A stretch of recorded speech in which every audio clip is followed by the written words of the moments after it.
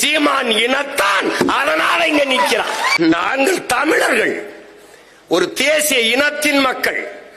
உலகெங்கும் 13 கோடி எண்ணிக்கையில் கொண்டு 130 நாடுகளில் பரவி வாழக்கூடிய பேரின மக்கள் நாங்கள். அனைவருக்கும் வணக்கம். எங்கள் திருநாட்டில் எங்கள் நல்லாட்சியே, தமிழை வாழ வைப்போம், தமிழரையே ஆள வைப்போம். நாம் தமிழர் கட்சி ஆட்சி வரைவுரை வெளியிட்டுள்ளார். அந்த வரைவுரையில என்னென்ன சொல்லியிருக்காரு நம்ம இந்த காணொலியில தெளிவா பார்க்கலாம். புரட்சி என்பது சொல் அல்ல, செயல். மாற்றம் என்பது தலைகீழ் மாற்றம். தமிழகத்தில் தேவை அடிப்படை அரசியல் மாற்றம். அந்த அடிப்படை அரசியல் மாற்றத்தை நாம் தமிழர் கட்சி கொண்டு வரும். நாம் தமிழர் கட்சி ஆட்சி அமைத்தால் 5 தலைநகரங்கள் உருவாக்கப்படும். தமிழ்நாட்டில் 5 தலைநகரங்கள் உருவாக்கப்படும். தமிழ்நாடு அரசு முத்திரையை மாற்றுவோம்.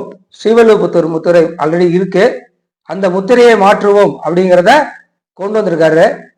என்ன முத்திரைனா திருவள்ளுவர், ஏன்னா உலக பொதுமறை திருவள்ளுவர் முத்திரையை முதல்ல வைப்போம் அப்படிங்கிறத சொல்லி தமிழ்நாட்டுக்கு எனக்கு கொடி தமிழ்தாய் வாழ்த்து மாத்திருக்கிறாரு. உணவில்லையில் உணவில்லை அப்படிங்கிறதே மாத்திருக்கிறாரு. மாற்றத்திற்கான வழி,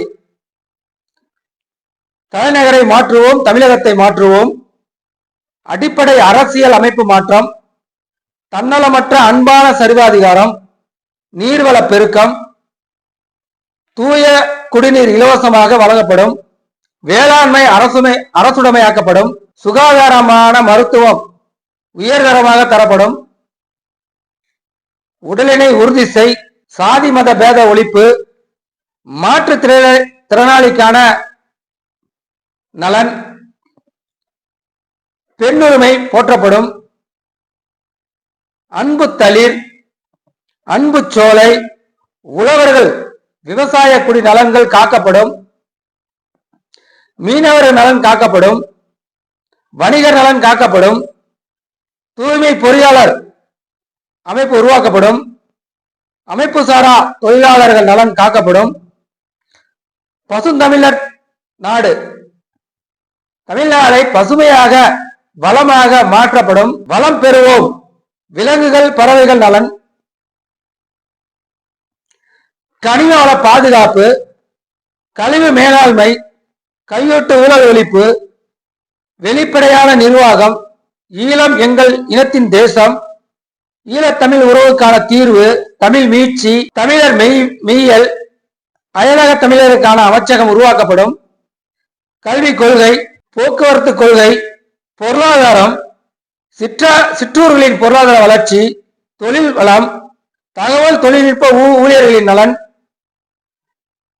தமிழ் தேசிய வைப்பகம், மாற்று மின் பெருக்கம், சுற்றுலா கொள்கை, திரைக்கலை மேம்பாடு, கலை இலக்கிய பண்பாடு மீட்சி, நீதித்துறை சீர்திருத்தம், காலத்தின் தேவை, தாய்நில உரிமை, நாம் தமிழர் கட்சி எதிர்க்கும் சட்டங்கள் திட்டங்களும், இப்படிப்பட்ட பல தலைப்புகளில் அண்ணன் செந்தமிழன் சீமான் அறிக்கை வெளியிட்டிருக்கிறாரு. முதலாவதாக திருச்சி தலைமைச் செயலகமாக திருச்சிக்கு மாற்றப்படும் அப்படின்னு சொல்லியிருக்கிறாரு. சென்னை தொழில்நுட்ப தலைநகரமாக மாற்றப்படும், திருச்சி தலைமைச் செயலகமாக மாற்றப்படும், முதலமைச்சர் அலுவலகம் மற்றும் அனைத்து துறைக்கான அமைச்சகம் மாற்றப்படும், சட்டமன்றம், மாநிலத்தின் சட்டமேற்று பணிகள், வருவாய்த்துறை, பொதுநல நிர்வாகம், மாநில திட்டக்குழு, இது தலைமைச் செயலகத்தில் இருக்கும், அது திருச்சிக்கு மாற்றுவேன் அப்படின்னு சொல்லியிருக்கிறாரு. சென்னை பார்த்தீங்கன்னா தொழில்நுட்ப தலைநகரமாக மாற்றுவேன் அப்படின்னு சொல்லியிருக்கிறாரு. தகவல் தொழில்நுட்பம் ஐடி பிரிவு, திரைக்கலை மற்றும் ஊடக பிரிவு, துறைமுகம் மற்றும் கடல்சார் வணிகம் பிரிவு, நிதித்துறை மற்றும் வங்கி சேவைகள் மாநிலத்தின் முக்கிய பங்குகாக விதிக்கும். அடுத்து பார்த்தீங்கன்னா கோவை தொழில் மற்றும் வணிக தலைநகரமாக மாற்றுவேன் அப்படின்னு சொல்லியிருக்கிறாரு. தொழில் மற்றும் வர்த்தகத்துறை, புதிய தொழிற்சாலைகளுக்கான அனுமதி மற்றும் மேலாண்மை நெசவு, திருப்பூர், ஈரோடு உள்ளிட்ட நெசவு மண்டலங்கள் ஒருங்கிணைப்பு, இது கோவையில இருக்கும்.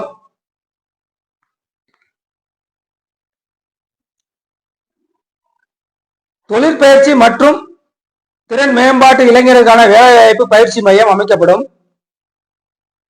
தொழில் முனைவோர் மேம்பாட்டு நிறுவனம், புதிய நிறுவனங்களை உருவாக்குதல். இது மட்டும் கோயம்புத்தூர்ல இருக்கும். மதுரைனாவே பெரிய மாசுதான் எல்லாத்துக்கும். மொழி, கலை, இலக்கிய, பண்பாடு தலைநகரமாக மாற்றப்படும். தமிழ் வளர்ச்சித்துறை, சுற்றுலா மற்றும் பாரம்பரியம், சுற்றுச்சூழல் மற்றும் கால சூழ்நிலை மாற்றம், வெளிநாட்டு வாழ் தமிழர் நலத்துறை, சிந்தனை மற்றும் தத்துவ மையம். இது கன்னியாகுமரியில் இருக்கும்.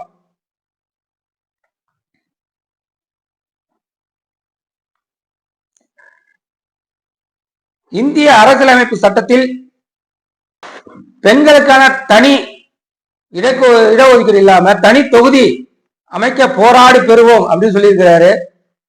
தன்னலமற்ற தற்சார்பு பொருளாதாரம் உருவாக்கப்படும் அப்படின்னு சொல்லியிருக்கிறாரு. தற்சார்பு பொருளாதாரம் இல்லைன்னா இப்ப பாருங்க, எரிக்காற்றுக்கு எரி உருளை காற்றுக்கு பெரும் பிரச்சனை இருக்குது. ஏன்னா சிலிண்டர் என்று சொல்லக்கூடிய எங்கேயும் தட்டுப்பாடு தான் இருக்குது. இந்த தட்டுப்பாடை போக்கணும்னா தற்சார்பு பொருளாதாரத்தை உருவாக்கணும் அப்படின்னு சொல்றாரு. இது எப்படி சாத்தியம்னு பல பேர் பேசுவாங்க. இதெல்லாம் சாத்தியப்படும். 1000 ரூபாய் கொடுக்கறது சாத்தியப்படுதுன்னா இது சாத்தியப்படும். இந்திய அரசியலமைப்பு சட்டத்தின்படி குடியரசுத் தலைவர்களை குடிமக்களே தேர்ந்தெடுக்கும் அப்படிங்கிற நிலையை போராடி பெறுவேன் என்று சொல்லியிருக்கிறாரு. மக்கள் நேரடியாக தேர்ந்தெடுக்கப்பட்ட தோற்கடிக்கப்பட்டவர்களாக இருப்பவர்கள் மாநிலங்களவை உறுப்பினராகி ஒன்றிய அமைச்சர் பதவிகளுக்கு வருவதை மக்களாட்சி மாண்பிற்கு எதிரானது. மக்களால் தேர்ந்தெடுக்கப்படாத எவரும் மக்கள் ஆட்சி செய்கின்ற அதிகாரம் செலுத்துகிற பொறுப்புகளுக்கு வர உரிமை இல்லை.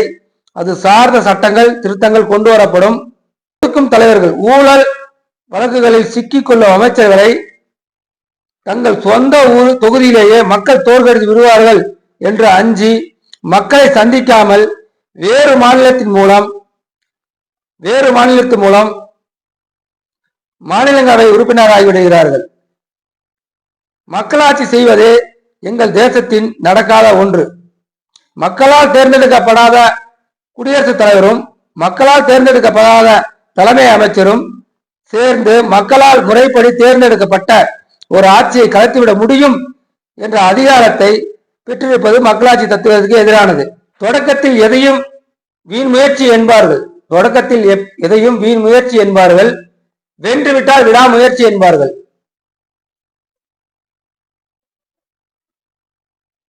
குறிப்பாக பெண் குழந்தைகளுக்கு பாதுகாப்பு சட்டங்கள் உருவாக்கப்படும்.